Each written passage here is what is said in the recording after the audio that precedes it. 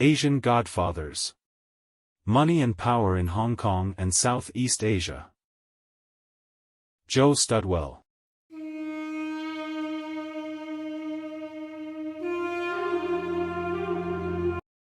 Chapter 1. The Context. People are trapped in history and history is trapped in them. James Baldwin, Notes of a Native Son, 1955. The contemporary economic landscape of Thailand, Malaysia, Indonesia, the Philippines, Singapore and Hong Kong was shaped by the interaction of two historical forces, migration and colonialism. Migration came first. Long before European colonists arrived in Southeast Asia, Arabs, Indians and Chinese were settling in the region. The latter, hailing from what was the world's biggest economy until the 19th century, were the most numerous. The early history of these immigrants is sketchy at best. What we know is that, landing in a patchwork of small, feudal states, where Thailand was the only unified state approximating to its current geographical footprint, the new arrivals engaged in much more than arm's-length trade. In Thailand, where historical records are more complete than elsewhere in the region, immigrants were employed in a range of court-sanctioned roles from at least the 16th century. Persians and Chinese, the latter hailing from Thailand's main international trade partner, operated trading monopolies and tax farms, paying an agreed, fixed sum to the royal household for the right to collect a given tax in a given locale. As of the 18th century, Chinese are recorded working for the Thai court as administrators and accountants. In many cases, perhaps most, however, Persians, Arabs and people from the Indian subcontinent were preferred as administrators. The Bun Nag clan, which is still prominent in the Thai civil service and politics, were Persian Muslim immigrants who from the late 18th century ran the entire Greater Bangkok region. Chinese dominance in court-sanctioned commercial monopolies in Thailand became overwhelming in the 19th century. On the island of Java, in today's Indonesia, there is evidence that Chinese entrepreneurs entered into administrative and monopoly management arrangements with Javanese aristocrats before the arrival of Europeans in the 16th century. What developed, in the early stages of state formation in Southeast Asia, was a pattern that has never disappeared, a racial division of labor in which locals were the political entrepreneurs, focused on the maintenance of political power against indigenous rivals and, later, in partnership with European and American colonists, and outsiders who became economic, and as a corollary bureaucratic, entrepreneurs. Political power, of course, trumps all other power, and so the arrangement made perfect sense to indigenous aristocracies. That immigrants know their place is attested by the direction of acculturation, the process of cultural adjustment. Southeast Asian aristocracies did not become clones of their immigrant employees, instead, the immigrants acculturated to them. This was as true of Chinese as Persians, despite the reputation of the former as having an unbiddable cultural identity. Pre-modern Thai history, for example, is a story of Chinese who were successful in the country turning rapidly into Thais. The Thai kings encouraged this, ennobling their ethnic Chinese revenue farmers and officials. All Chinese were required to choose between a Thai and a Chinese identity on reaching adulthood. If they opted for the former, they cut off their Manchu cues. The vast majority of families did so within 2 or 3 generations. The Thai elite was the place to be. It took a fat slice off the top of commercial profits for no risk, while unassimilated Chinese traders received a secondary cut in return for all the risk. It was hardly surprising that, given the choice, Chinese immigrants preferred to be political rather than economic entrepreneurs. A similar trajectory occurred in Java, where successful Chinese sought to marry into the Javanese aristocracy. Despite the attention lavished by historians on the impact of Chinese culture throughout Asia, migration to the southeast of the region, Chinese, Persian, Arab and Indian, really highlighted a different lesson, that migration into existing societies is less about the export of a culture, and more about the migrants' willing approximation to dominant local forms. Moreover, the most rapid acculturation occurs among the most ambitious, go-ahead individuals who recognize that economic progress is all but impossible without integration into local elites. This was a lesson that proto-godfathers learned early, and it was not difficult to follow because Southeast Asia was a broadly ecumenical and tolerant place with sparse populations that meant limited competition for resources. Put simply, in an agricultural era, Southeast Asia was blessed with natural abundance, particularly when compared with China and India. Out for a burden. The arrival of European colonists, present from the 16th century but not aggressively expansionist until the 19th, both reinforced and realigned the tendencies that were already apparent. Reinforcement occurred because colonialism in the countries with which we are concerned was not backed by heavy allocations of personnel. As a result, the colonials sought to rule through existing elites, both political and economic. Realignment occurred because colonial power created triangular relationships where before there had been simpler bilateral ones. The Europeans now represented ultimate power, and local political and economic leaders needed to have relations with them as well as with each other. This had profound effects. For ambitious migrants, it meant they began to acculturate towards the Europeans because they represented dominant power. The local political elite also moved some way towards European cultural norms, while its relationship of cultural superiority to immigrants, most notably the Chinese, was shattered. The exception was Thailand, which was not formally colonized. There, the process of Chinese turning into Thais continued apace until the early 20th century, when a rapid increase in the pace of immigration, driven by economic and political breakdown in China and the availability of new passenger ship services, the arrival of more Chinese women and a surge of Thai nationalism temporarily interrupted the assimilation process. It was the Dutch in Java, and subsequently the rest of Indonesia, who most ruthlessly built on the division between political and economic activities. Control of the bulk of the population was exercised through the local Priyayi aristocracy, who continued to govern their provinces and districts, with small numbers of Dutch colonial residents in the background. Key economic roles went to the Chinese. They were revenue farmers for all kinds of taxes and monopolies, ranging from fees on the slaughtering of animals to the right to operate licensed markets. The biggest revenue farm was that for the manufacture and sale of opium. It became a mainstay of government income in each of the territories we are concerned with, but it was particularly important in Indonesia because indigenous people were also big consumers. Elsewhere opium smoking was largely a Chinese pastime. As well as cementing the Chinese economic role, the Dutch exalted a small number of powerful Chinese community leaders. Immigration from China increased markedly in the 17th century, who were loyal to them. These men became some of the region's original tycoon godfathers. The Dutch picked up on a tradition begun by the Portuguese, the first European power in Southeast Asia, to give the foremost person in the Chinese community the military title of captain. This was expanded into a complete officer system of major, Capitan, lieutenant, a hierarchy that persisted for 2 centuries. The Chinese officers kept a Chinese census, levied Chinese taxes and fines, issued permits, and their opinions were important in court cases. They were extremely powerful and, simultaneously, usually held the big revenue farms and worked as compradors, intermediaries, for the Dutch.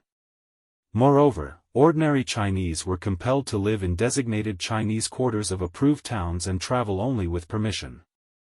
These restrictions did not apply to the Chinese elite and their revenue farm employees.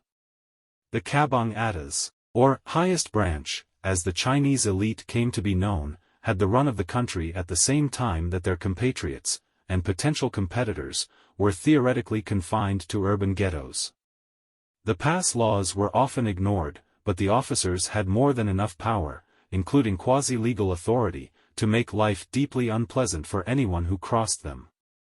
Chinese society at large continued its process of acculturation in Indonesia, with successive generations of immigrants losing command of their different Chinese languages and becoming habituated to local customs. But as the Dutch expanded their power through the archipelago, there was less incentive for ambitious migrants to seek employment in the households of Javanese kings or marriage into the Priyayi aristocracy. On the other hand, white Northern European society would not tolerate intermarriage and assimilation to the Dutch group. Unlike Thailand, where complete integration with the ruling elite was possible, what happened was that a halfway house identity developed. By the 19th century, the Chinese who spoke Malay, the indigenous language of trade, followed a culture comprised of both Southern Chinese and Javanese elements, while looking to the Dutch colonials for favor and advancement, were a large and definable group called Peranakan. It was the leading Peranakan who were the leaders of Chinese society. They worked with the Dutch as officers to keep the Chinese population in line, they tendered for revenue farms, and they worked with the local priyayi to protect their farms, which were often challenged by smugglers, especially in the case of opium. The most successful entrepreneurs were almost inevitably the least purely Chinese ones. They required a position of cultural equilibrium between Dutch residents, priyayi aristocrats, and an evolving mix of almost exclusively male Chinese immigrants. A similar state of affairs developed in the Philippines, where the Spanish arrived from across the Pacific via their Latin American colonies in the late 16th century. Unlike Dutch and British colonists, who were represented by monopolistic trading corporations, the Dutch Verenigde Oost-Indische Company, VOC, and the British East India Company, the Spanish colonial mission was an overtly political and religious one. It sought to convert Filipinos to Catholic Christianity. In this respect, the Chinese, who were already trading in the Manila region when the Spanish arrived, were irksome. The Spanish needed the Chinese to provision their garrisons and trade Chinese luxury goods, but the Chinese were initially resistant to Christianity. There followed an uneasy standoff punctuated by a series of bloody pogroms in the course of the 17th century. At the same time, the Spanish rewarded Chinese who did convert to Christianity, and who married local women, with lower taxes, freedom of movement and an ability to join the local political elite. A process of acculturation began, and by 1800 there were an estimated 120,000 Chinese mestizos, equivalent to the Indonesian Peranakan, versus 7,000 Chinese and 4,000 blancos, or whites, in the Philippines. They accounted for around 5% of the population. Strict controls on the number of pure Chinese who were allowed residence further encouraged the development of mestizo society. The mestizos dominated internal trade in the islands and moved increasingly into landholding. The Spanish always feared they would lead the native Indios in rebellion, but in reality the Chinese mestizos were at least as attached to the Philippine version of Spanish culture as were the Urbanist Indios, and gave up most attachment to Chinese culture. As in Indonesia and Malaysia, they acquired their own dress forms and customs that reflected a hybrid culture. The era of mass migration. From the mid-19th century, the pattern of low-volume migration and a heavily assimilated resident Chinese population began to change. There were two reasons for this. First, the number of immigrants increased exponentially. And second, the objectives of the ruling colonial powers both changed and broadened. Technology facilitated a migration boom. The first steamships came into use in the 1840s and were widely deployed on passenger routes in Asia by the 1860s. The so-called Opium Wars of 1839–42 and 1856–60 forced open the principal ports of the Chinese coast, particularly the traditional migrant centers of the south, and these were quickly connected by steamer link to the major ports of Southeast Asia. Much migration was determined by nothing more complex than the destination of the local steamship link. The opening of a service from Haikou in Hainan Island to Bangkok, for instance, is a key reason that there are lots of people of Hainanese ancestry in Thailand. Best estimates suggest that by 1850 there were 500,000 people of Chinese extraction, mixed race and not, in the territories we are following. The largest concentrations were in Thailand and Indonesia, with Hong Kong, Singapore and Malaysia, not yet formally incorporated into the British Empire, just taking off. By the time of the First World War, there were 3 to 4 million ethnic Chinese in the region, the vast majority of them first generation. There was an increasingly long list of reasons for people to get out of China. The country came under serious population pressure from the 18th century. Rebellions occurred with increasing frequency, building up to 4 major conflagrations in the mid-19th century, Muslim-led rebellions in the southwest and northwest of China, and the Nian and Taiping rebellions in the central provinces. The latter, Led by a man who believed himself to be the younger brother of Jesus Christ and a deputy who claimed to be the Holy Ghost, was the most disruptive. It cost the lives of several tens of millions of people in the 1850s and 1860s. With regular steamships to transport them from what one historian dubbed their grimly Malthusian setting, the southern Chinese found Southeast Asia's underpopulated and relatively peaceful destinations most attractive. Labor rates were often a multiple of those at home. In the mid-19th century there were just 5 million people in Thailand, 2.5 million in Malaysia and 23 million in Indonesia. Java was the one place in Southeast Asia that was relatively densely settled, around 1/10 of today's levels. The more fortunate migrants were assisted, both financially and with job seeking, by relatives or kinsmen who had already traveled abroad. The rising tide of migrant workers coincided with the dawn of so-called high imperialism from the middle of the 19th century, and a sustained, labor-intensive commodities boom that continued into the 20th century. From the 1830s the monolithic Dutch and British trade monopolies were dismantled and the European states took over colonial management in Southeast Asia. An agreement between Holland and Britain in 1824 to delineate their respective areas of interest in the region presaged a Dutch campaign to control the complete Indonesian archipelago and, later, the rolling out of the British presence in peninsular Malaysia. Direct colonial control was sometimes the prerequisite for the development of vast new plantations or mines, and sometimes, as in peninsular Malaya, where small Chinese mines were well established, it occurred after the fact.